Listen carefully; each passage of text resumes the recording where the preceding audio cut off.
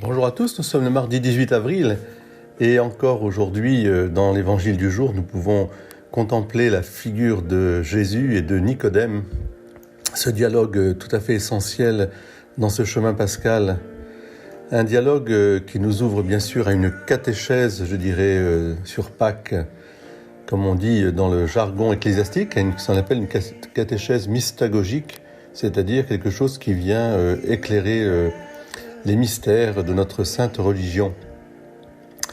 Alors je vous invite bien sûr à monter au ciel avec Jésus pour redescendre sur la terre et mieux considérer les choses dans le Christ Jésus. Il est le chemin, la vérité et la vie, il est la clé de lecture de toute l'histoire, de toute la Bible bien sûr, mais aussi de toute l'histoire. Nous pouvons tout voir à l'aune de Jésus et Jésus, en particulier Jésus crucifié, Jésus dans sa croix.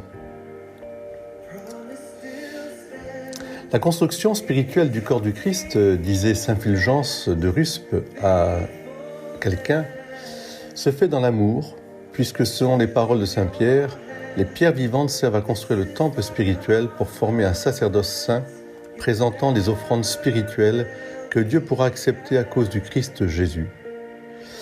Cette construction, on ne peut la demander avec plus d'à-propos que lorsque le corps même et le sang du Christ sont offerts par le corps même du Christ qui est l'Église dans l'Eucharistie.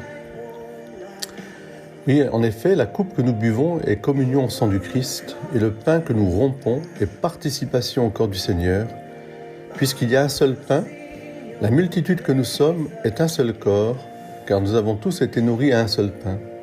C'est pourquoi nous demandons que par la grâce qui fait de l'Église le corps du Christ, tous les membres de la charité, par le maintien de leur cohésion, persévèrent dans l'unité du corps.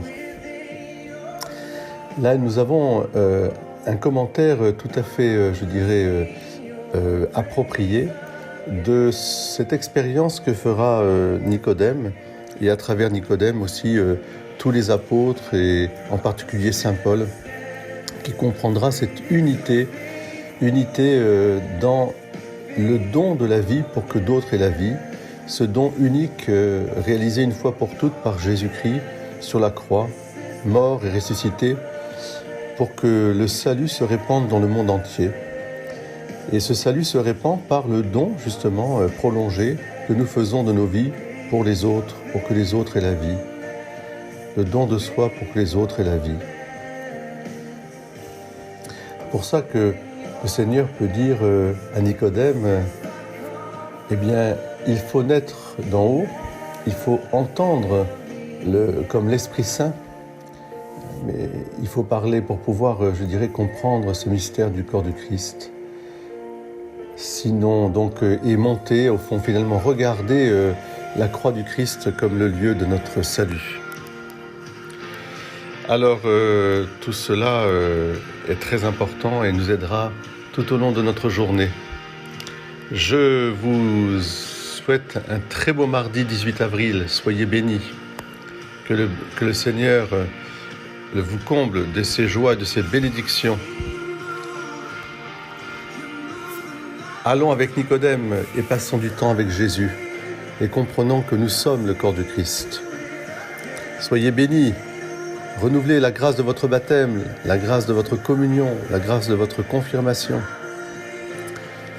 Vivez à plein cette joie du temps pascal. Alléluia!